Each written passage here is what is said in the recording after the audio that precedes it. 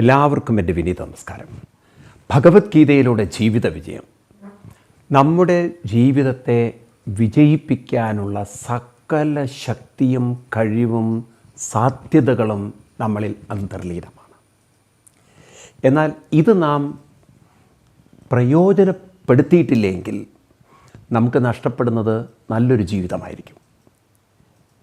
ഇത് പ്രയോജനപ്പെടുത്തണമെങ്കിൽ, ഈ ജീവിതം കൈവരിക്കണമെങ്കിൽ അതിന് നമുക്ക് നമ്മെക്കുറിച്ച് തന്നെ വ്യക്തമായ ബോധമുണ്ടാവണം, അറിവുണ്ടാവണം. കാരണം നമ്മുടെ ജീവിതം എന്ന് പറയുന്നത് പൂർണ്ണമായും നമുക്ക് തന്നെ തീരുമാനിച്ച് നമ്മുടെ ജീവിതത്തെ നയിക്കാനുള്ള സ്വന്തം ശക്തി തന്നിട്ടാണ് നാം ഈ ഭൂമിയിലേക്ക് അമ്മയുടെ ഗർഭപാത്രത്തിൽ നിന്ന് ജനിച്ചു വീണത്. നിങ്ങൾ നോക്കൂ, ഒരു കൊച്ചു കുട്ടി വളർന്നു വരുമ്പോൾ എഫേർട്ട് എടുത്തിട്ടാണ് ആ കുട്ടിയുടെ ജീവിതത്തിൽ ട്രാൻസ്ഫോർമേഷൻ ഉണ്ടാകുന്നത്. കുട്ടി ആദ്യം മുട്ടുകുത്തി നടക്കുന്നു. ആ മുട്ടുകുത്താനുള്ള പ്രവണത കുട്ടിയിൽ അന്തർലീനമല്ലേ? അത് കഴിഞ്ഞ് കുട്ടി എണീറ്റ് നിൽക്കാൻ പരിശ്രമിക്കുന്നു. ആരെ എഫേർട്ട് എടുത്തത്? കുട്ടി തന്നെയാണ്. അത് കഴിഞ്ഞ് കുട്ടി എണീറ്റ് നടക്കാൻ ശ്രമിക്കുന്നു. അതും പരിശീലിച്ച് കുട്ടി ഓടാൻ തുടങ്ങുന്നു. അതിനിടയ്ക്കൊക്കെ വീഴും. പിന്നെ ബാലൻസ് ശരിയാക്കാൻ നോക്കുന്നു, കുട്ടി തന്നെ. അങ്ങനെ കുട്ടി ക്രമേണ നടന്ന് ബാലൻസ് ശരിയായി ഓടി കാലിൻ്റെയും കൈയുടെയൊക്കെ മസിൽസുകളൊക്കെ കുറച്ച് പിന്നെ കുട്ടി സംസാരിക്കാനുള്ള എഫേർട്ട് എടുക്കണു. അപ്പോൾ ഈ പ്രയത്നം കൊണ്ടാണ് പല കഴിവുകളും വികസിച്ചു വന്നത് എന്നതിൽ യാതൊരു സംശയമില്ല.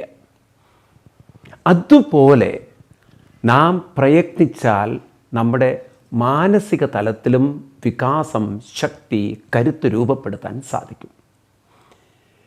ഇവിടെ ഒരു പ്രശ്നം എന്താണെന്ന് ചോദിച്ചു കഴിഞ്ഞാൽ, നമ്മൾ ശരീരതലത്തിൽ ഉണ്ടാക്കുന്ന എഫേർട്ട്, അതായത് നമ്മുടെ സംസാരം, അതായത് ഭാഷ, മറ്റുള്ള കുറേ കാര്യത്തിൽ നമ്മൾ എഫേർട്ട് എടുക്കുന്നുവെങ്കിലും ഈ മനസ്സിനെക്കുറിച്ച് നമുക്ക് വേണ്ടത്ര അറിവും അവബോധവും ഇല്ലാത്തതുകൊണ്ട് ആ മനസ്സിനെ വികസിപ്പിക്കാൻ പലരും ശ്രമിക്കാറില്ല.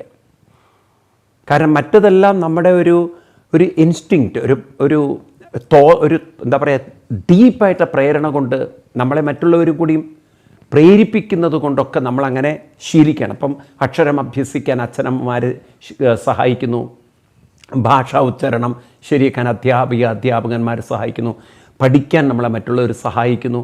അങ്ങനെയൊക്കെ നമ്മളെ സഹായിക്കാൻ ആളുണ്ട്. പക്ഷേ ഇവിടെ മനസ്സിൻ്റെ കാര്യം വരുമ്പോൾ അവിടെ നമുക്ക് ആർക്കും ഒരു ട്രെയിനിങ് കിട്ടുന്നില്ല, അറിവ് കിട്ടുന്നില്ല. അതുകൊണ്ട് തന്നെ സ്വയം നമ്മൾ വികസിപ്പിക്കാൻ ശ്രമിച്ചിട്ടുമില്ല. ഈ ഒരു ന്യൂനത പരിഹരിക്കുകയാണ് ഭഗവത്ഗീത. നമുക്ക് ശരീരം വളർന്ന് വികസിക്കുന്നതോടൊപ്പം ബുദ്ധിയിൽ നമുക്ക് വിദ്യാഭ്യാസവും പല കഴിവുകളും വികസിപ്പിക്കുന്നതോടൊപ്പം മനസ്സിൻ്റെ ശക്തി, കരുത്ത്, ഊർജം ഇതുകൂടെ വികസിപ്പിച്ചാലേ നമുക്ക് നമ്മുടെ ജീവിതത്തിൽ തളരാത്ത, കരയാത്ത, കരയിപ്പിക്കാത്ത ഒരു ജീവിതം നേടിയെടുക്കാൻ സാധിക്കുള്ളൂ.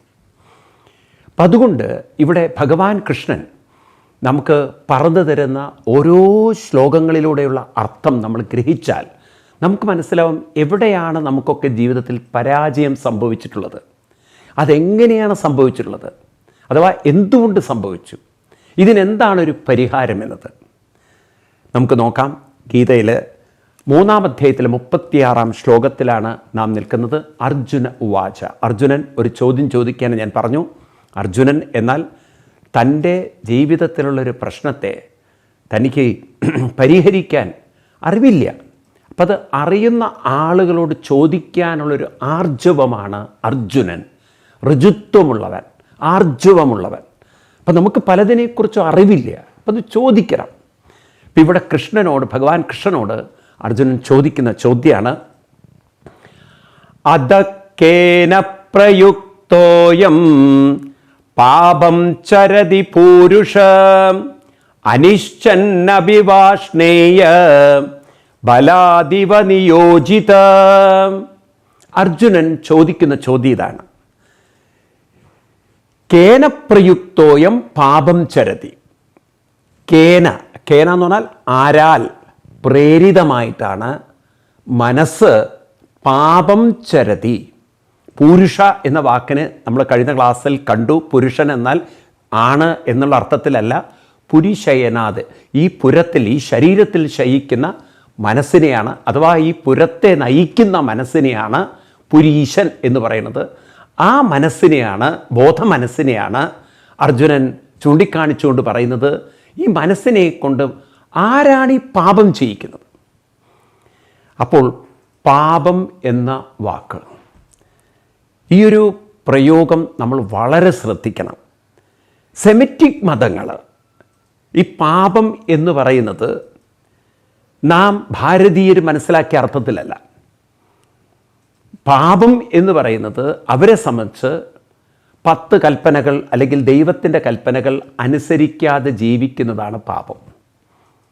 ദൈവകൽപ്പനകൾ അനുസരിച്ചില്ലെങ്കിൽ പാപം. നിങ്ങൾ ബൈബിളിലേക്കൊക്കെ നോക്കിക്കഴിഞ്ഞാൽ ആദവും ഹവയുടെയും കഥയിൽ ഏദൻ തോട്ടത്തിലേക്ക് ദൈവം കയറരുതെന്ന് പറഞ്ഞു, ഇവർ കയറി. അതിലെ ആപ്പിൾ മരത്തിൽ കയറരുതെന്ന് പറഞ്ഞു, ഇവർ കയറി. ആപ്പിൾ പഴം കഴിക്കരുതെന്ന് പറഞ്ഞു, പറിച്ചു കഴിക്കരുതെന്ന് പറഞ്ഞു, ഇവർ പറിച്ചു കഴിച്ചു. അപ്പം അതുകൊണ്ട് ആദിമ പാപമായി. അന്ന് മുതലാണത്രേ ക്രിസ്ത്യൻ സമൂഹത്തെ ഈ പള്ളിയിൽ അച്ഛന്മാർ പാപികളെ എന്ന് വിളിക്കാൻ തുടങ്ങിയത്. കാരണം ക്രിസ്തുവിൻ്റെ തോട്ടത്തിലെ അല്ലെങ്കിൽ കർത്താവിൻ്റെ തോട്ടത്തിലെ ആപ്പിൾ ഇവർ കയറി പറിച്ചു, അത് കഴിച്ചു. അതാണ് മഹാപാപം. ഞാൻ അവരെ കളിയാക്കല്ല, പരിഹസിക്കല്ല. കാരണം അവരുടെ പാപം എന്ന്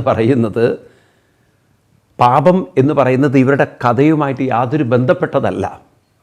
കാരണം പാപം എന്ന വാക്ക് വേറൊരു അർത്ഥതലങ്ങളിലാണ് ഭാരതീയ ഋഷിവര്യന്മാർ കണ്ടത്.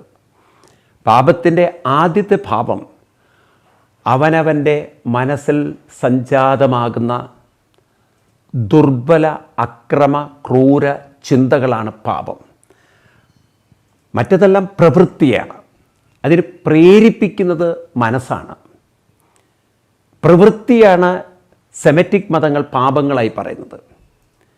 ഇപ്പം ദൈവം പറഞ്ഞതുപോലെ നിങ്ങൾ ഇസ്ലാം മതത്തിലൊക്കെ കാണാം, നിസ്കരിച്ചില്ലെങ്കിൽ പാപം, നോമ്പെടുത്തില്ലെങ്കിൽ പാപം. അപ്പോൾ ദൈവം ശിക്ഷിക്കുന്നതാണ്. പാപത്തിനൊക്കെ ദൈവം ശിക്ഷിക്കും. ദൈവത്തിന് വലിയ ബുദ്ധിമുട്ടാവും. കാരണം ഈ ഇത്രയും കോടി ജനങ്ങളുടെ റെക്കോർഡ് ഉണ്ടാക്കി വെക്കുക എന്ന് പറഞ്ഞാൽ എളുപ്പമല്ല. ദൈവത്തിന് അങ്ങനെയൊക്കെയുള്ള ചില ബുദ്ധിമുട്ടുകൾ ഈ ആളുകളെ കൊണ്ടുണ്ട് എന്നാണ്.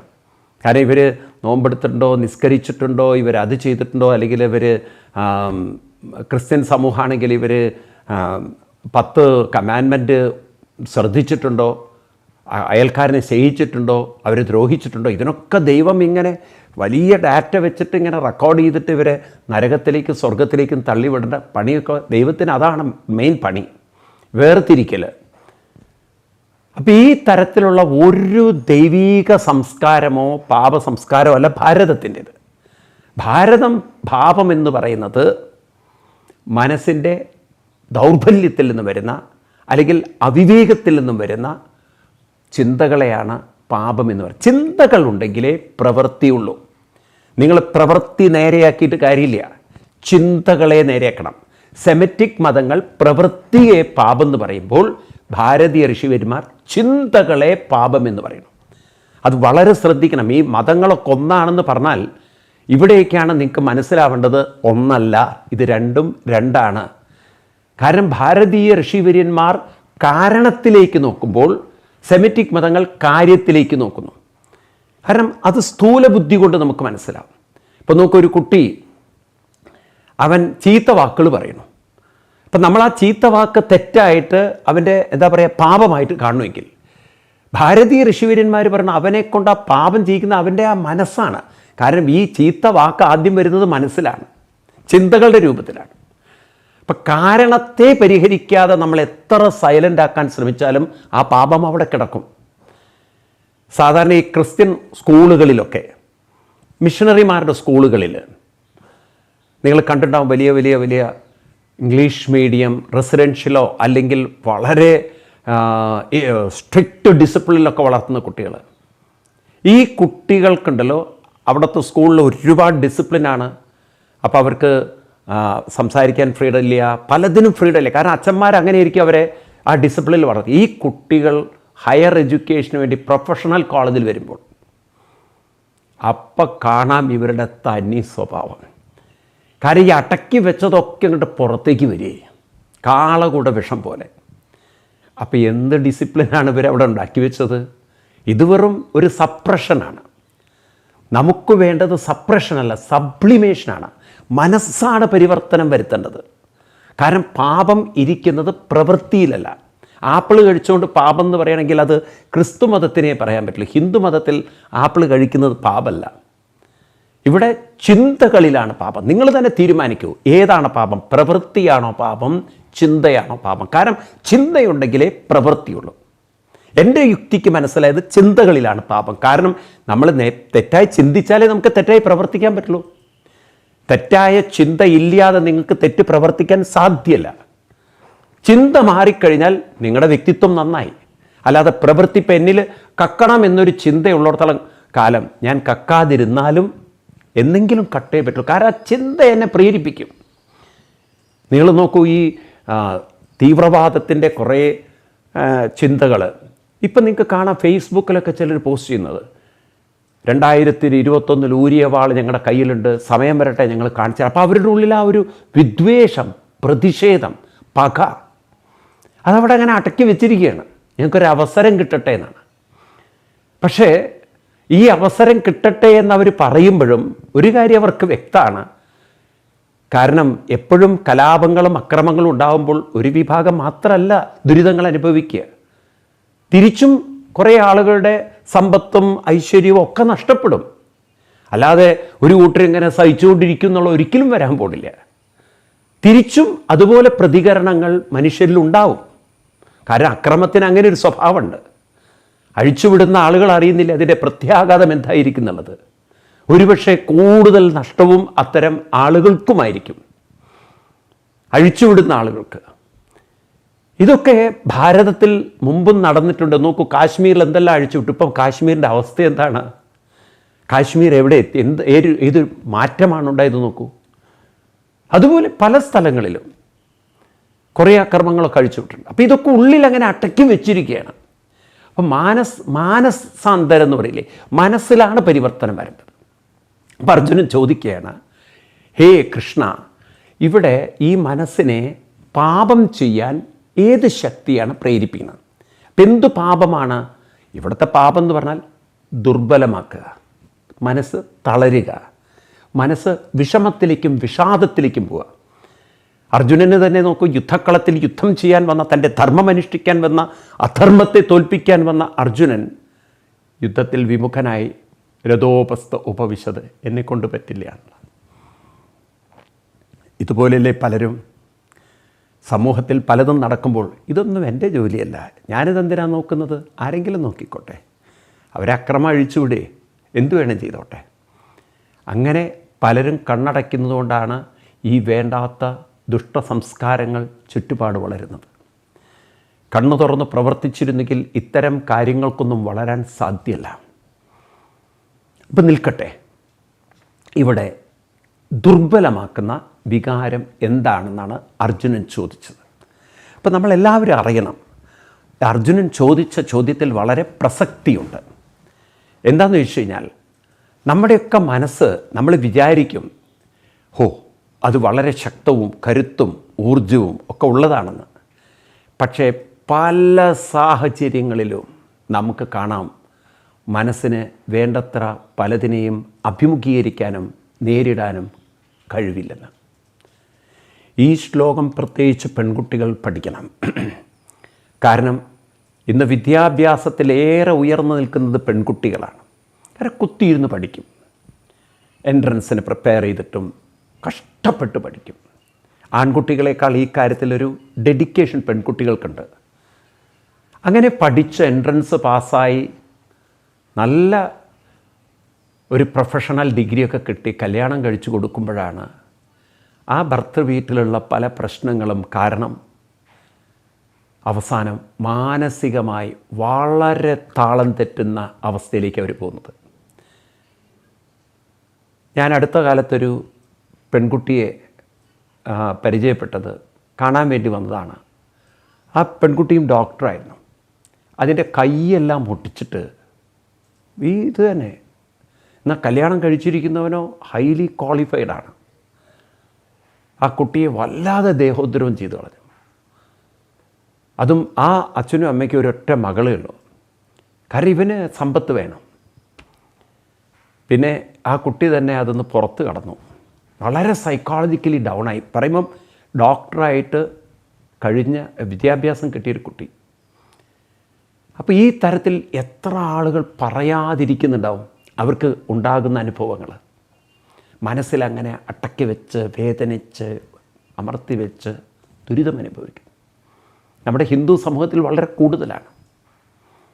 കാരണം അവരുടെ ദുരഭിമാനം അവർക്കത് പുറത്തു പറയാൻ വിഷമം. കാരണം വിദ്യാഭ്യാസമുണ്ട്, അച്ഛനും അമ്മയും ഒരുപക്ഷെ പ്രൊഫഷണലായിരിക്കും. ഞാൻ നിങ്ങളോട് വെറുതെ പറയല്ല, ഇതൊക്കെ എൻ്റെ പേഴ്സണൽ എക്സ്പീരിയൻസിൽ പറയുകയാണ്. ഒരു ജഡ്ജിൻ്റെ മകള്, ഞാൻ അതും കൂടി പറയാം, പക്ഷെ പേര് ഞാൻ പറയില്ല, വളരെയധികം മാനസികമായിട്ട് ടോർച്ചറിങ്ങിലൂടെ കടന്നുപോയി. ജഡ്ജിന് പോലും പറയാൻ പറ്റുമോ? പക്ഷെ അദ്ദേഹം ജഡ്ജാണ്. അപ്പം ഈ തരത്തിൽ എത്ര ആളുകൾ. അപ്പം ഇതെന്തുകൊണ്ടാണ് ചോദിച്ചു കഴിഞ്ഞാൽ, എന്തുകൊണ്ടാണ് മാനസികമായി ഇവരെല്ലാം അടിതെറ്റുന്നത്, അടിപതറുന്നത്? ഇതാണ് ചോദ്യം. എത്ര പ്രസക്തമാണെന്ന് ചോദിക്കും. ഇതുകൊണ്ട് ഞാൻ പറയാം, പെൺകുട്ടികൾ ഈ ശ്ലോകം പഠിക്കണം. കാരണം പലതിനും നമുക്ക് കഴിവുണ്ട്, പ്രാപ്തിയുണ്ട്, തൻ്റേടമുണ്ട്, ത്രാണിയുണ്ട് എന്നൊക്കെ നാം അങ്ങോട്ട് വിചാരിച്ച് മുന്നിലേക്ക് നടക്കുമ്പോൾ പ്രശ്നങ്ങൾക്ക് പുറമേ പ്രശ്നങ്ങൾ, കുത്തുവാക്കുകൾ, പരിഹാസങ്ങൾ, അപമാനങ്ങൾ, ഇതൊക്കെ ഇങ്ങനെ കേൾക്കുമ്പോൾ മനസ്സങ്ങനെ പിച്ചി കീറുമ്പോൾ ഈ ദുരഭിമാനത്തിൻ്റെ മറയിലങ്ങനെ നമ്മൾ വിചാരിക്കും ഒക്കെ ശരിയാവുന്നേ, കാലം കൊണ്ട് ശരിയാവും. കുറേ പേരപ്പോൾ ഷൗട്ട് ചെയ്ത് ബഹളം ഉണ്ടാക്കിയൊക്കെ കുഴപ്പമുണ്ടാക്കും. ചിലർ പിന്നെ ഇനിയിപ്പോൾ എന്ത് ജീവിതം, പെണ്ണായില്ലേ, പെണ്ണിൻ്റെ ജീവിതം ശരീരം വേറൊരാൾക്ക് അർപ്പിക്കപ്പെട്ട് കഴിഞ്ഞാൽ ഇനി എന്ത് ജീവിതം, ഇനി നരകം അനുഭവിക്കുക തന്നെ. അതിൻ്റെ ഇടയ്ക്ക് ഒരു കുട്ടിയും കൂടി ഉണ്ടെങ്കിൽ കഴിഞ്ഞില്ലേ ജീവിതം, ഇനി ഒരു രണ്ടാമത്തെ ഒരു വിവാഹത്തെക്കുറിച്ച് ചിന്തിക്കാൻ പറ്റില്ല. ആ രീതിയിലൊക്കെ ഉള്ളൊരു മാനസികാവസ്ഥയിലേക്ക്, ഡിപ്രഷനിലേക്ക് പോകുന്ന കുട്ടികളുടെ എണ്ണം വളരെ കൂടുതലാണ്, വളരെ കൂടുതലാണ്. അപ്പം അവിടെയാണ് എനിക്ക് കുട്ടികളോട് പറയാനുള്ളത്, ഇനി ഈ തരത്തിൽ മാനസികമായി തളരാതിരിക്കണമെങ്കിൽ എന്താണ് അതിനൊരു പോം വഴി? അതാണ് ഈ ശ്ലോകത്തിലൂടെ നമുക്ക് പഠിക്കാനുള്ളത്. അത് ആൺകുട്ടികൾക്കുമുണ്ട്. കാരണം പെൺകുട്ടികളെല്ലാം ദുരിതം അനുഭവിക്കുന്നു, ആൺകുട്ടികളൊന്നും അനുഭവിക്കുന്നില്ല എന്നല്ല. ചില പെൺകുട്ടികളെ കല്യാണം കഴിച്ചാൽ അവർക്ക് ലൈഫ് സ്റ്റൈലൊക്കെ വളരെ കൂടുതലാണ്. കാരണം അവർക്ക് ബ്യൂട്ടി പാർലറിൽ പോകണം, അതിന് തന്നെ ഓരോ വിസിറ്റിങ്ങിന് 1000-2000 ഒക്കെ ആയിരിക്കുന്ന ബ്യൂട്ടി പാർലറുകൾ 10,000 രൂപ വരെയൊക്കെ ഉണ്ട് അത്രേ. പിന്നെ അവരുടെ മേക്കപ്പ് സാധനങ്ങൾ, ഇല്ലാത്ത ഭംഗി ഉണ്ടെന്ന് വരുത്തി തീർക്കാൻ വേണ്ടി കാട്ടിക്കൂട്ടുന്ന കോപ്രായങ്ങൾ, പിന്നെ വില കൂടിയ ബ്രാൻഡഡ് വസ്ത്രങ്ങൾ, പിന്നെ വില കൂടിയ ബാഗ്, അത് ഇത് പലതും. ഒരു ഭ്രമത്തിൽ ജീവിക്കുന്ന പെൺകുട്ടികളുണ്ട്. പിന്നെ ആഴ്ചയിൽ അവർക്ക് പുറത്തുപോയി കഴിക്കണം, വീട്ടിലൊന്നും വെച്ചുണ്ടാക്കില്ല. പിന്നെ ഭർത്താവ് ഏത് കാർ എടുക്കണം, എങ്ങനെയുള്ള സ്ഥലത്ത് താമസിക്കണം, ആ സ്റ്റാൻഡേർഡ് ഓഫ് ലിവിങ്, ഇതൊക്കെ അങ്ങോട്ട് ലോണുകളെടുത്ത് EMI അടയ്ക്കുമ്പോൾ അതിനിടയ്ക്ക് ജോലി എങ്ങാനും നഷ്ടപ്പെടുകയെ, എന്തെങ്കിലും പ്രശ്നം വന്നാൽ അപ്പോൾ ആ ഭർത്താവ് കയർ അന്വേഷിച്ചില്ലെങ്കിൽ അത്ഭുതമുള്ളൂ. ഈ തരത്തിൽ എത്ര ഓരോ മേഖലകളിൽ നിങ്ങൾ നോക്കിക്കഴിഞ്ഞാൽ താളം തെറ്റിക്കിടക്കുന്ന മനസ്സുകളുണ്ടാവും. അപ്പം ഇവർക്കൊക്കെ ഒരു ധൈര്യം കൊടുക്കാൻ ഈ ഒരു ശ്ലോകത്തിന് സാധിക്കും. അതാണ് അർജുനൻ ചോദിക്കുന്നത്, അനിശ്ചന്നഭിഭാഷണയ കൃഷ്ണ, ഞാൻ തളരണമെന്ന് ആഗ്രഹിച്ചിട്ടേ ഇല്ല. ആരും ആഗ്രഹിക്കുന്നില്ല. ആരാ ജീവിതത്തിൽ തളരണം എന്ന് ആഗ്രഹിക്കുന്നത്? എല്ലാവർക്കും വളരണം, വികസിക്കണം. ഈവൻ ഗുണ്ടകൾക്ക് പോലും അതല്ലേ ആഗ്രഹം. ഞങ്ങൾ തകർക്കുന്ന പറയും, ഞങ്ങൾ തളരുമെന്ന് പറയില്ലേ അവർ. എല്ലാം ഞങ്ങൾ തകർക്കും, പക്ഷേ ഞങ്ങളെ തളർത്തുന്ന അവർ പറയുമോ? കേട്ടില്ലേ നിങ്ങൾ? ഏതെങ്കിലും കമ്പനികൾ അടച്ചുപൂട്ടും, ഞങ്ങളുടെ ജീവിതം അടച്ചുപൂട്ടുന്നവർ പറഞ്ഞിട്ടുണ്ടോ? അടച്ചുപൂട്ടും ഞങ്ങളുടെ ജീവിതം, ഇതുവരെ പറഞ്ഞില്ല. അവർക്ക് നന്നാവണം, അടച്ചുപൂട്ടി അവർ നന്നാവുമെന്നാണ് പറയുന്നത്. ഏതായാലും അർജുനൻ പറയുന്നു, ആരും ആഗ്രഹിക്കുന്നില്ല ജീവിതം തകർക്കണം, തളർത്തണമെന്ന്.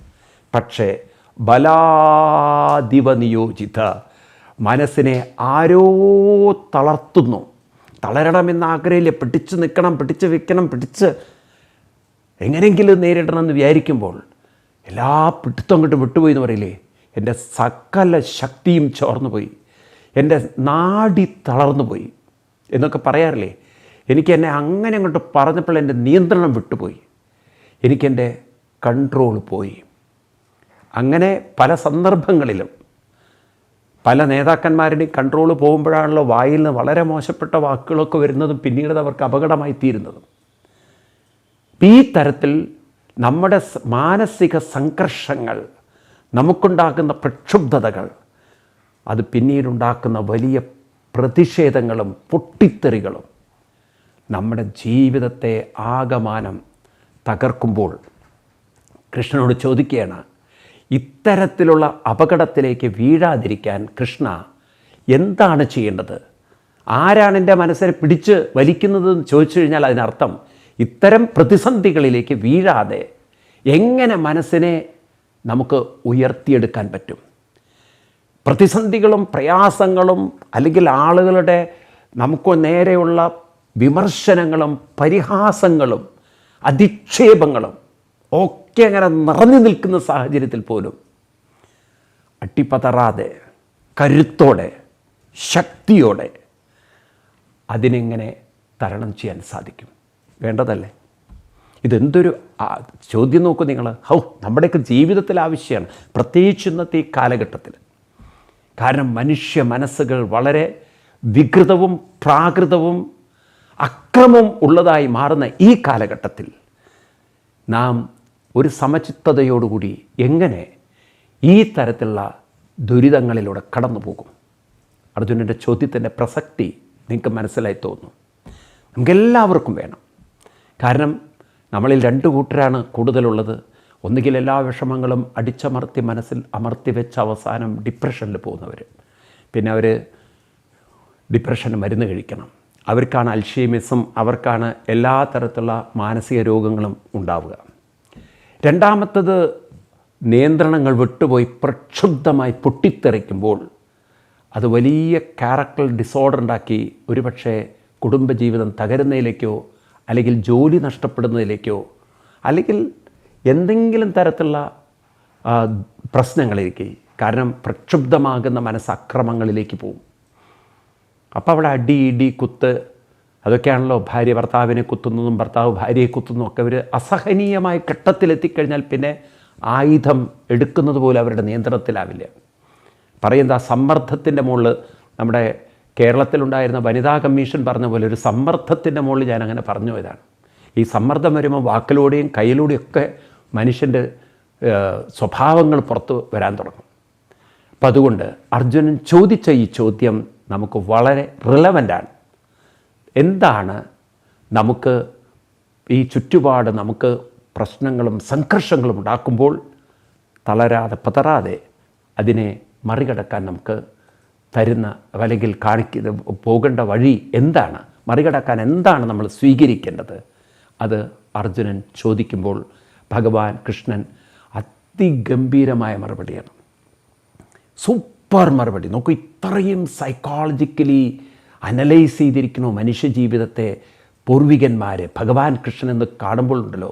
സിഗ്മണ്ട് ഫ്രോയിഡും അതുപോലെ തന്നെ കുറേ സൈക്യാട്രി മേഖലയിൽ നമ്മുടെ വലിയ സൈക്കോളജിസ്റ്റുകളായ ആളുകളുണ്ടല്ലോ, ഒന്നുമല്ല കൃഷ്ണൻ്റെ മുന്നിൽ. കാരണം മനുഷ്യ മനഃശാസ്ത്രം മുഴുവൻ സ്കാൻ ചെയ്തെടുത്ത് വെച്ച പോലെ കൃഷ്ണൻ അങ്ങനെ നമുക്ക് പറഞ്ഞു തരികയാണ്. അപ്പം അടുത്ത ക്ലാസ്സിൽ നമുക്കത് വിശദമായി കാണാം.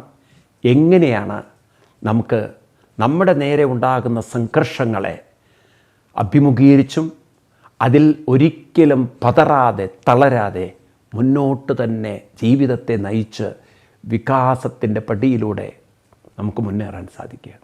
അടുത്ത ശ്ലോകത്തിൽ അത് ഉത്തരം കൃഷ്ണൻ പറഞ്ഞു തരുന്നുണ്ട്. അത് വിശദമായി നമുക്ക് അടുത്ത ക്ലാസ്സിൽ കാണാം. അതുവരെ എല്ലാവർക്കും നന്ദി, നമസ്കാരം, പ്രണാമം.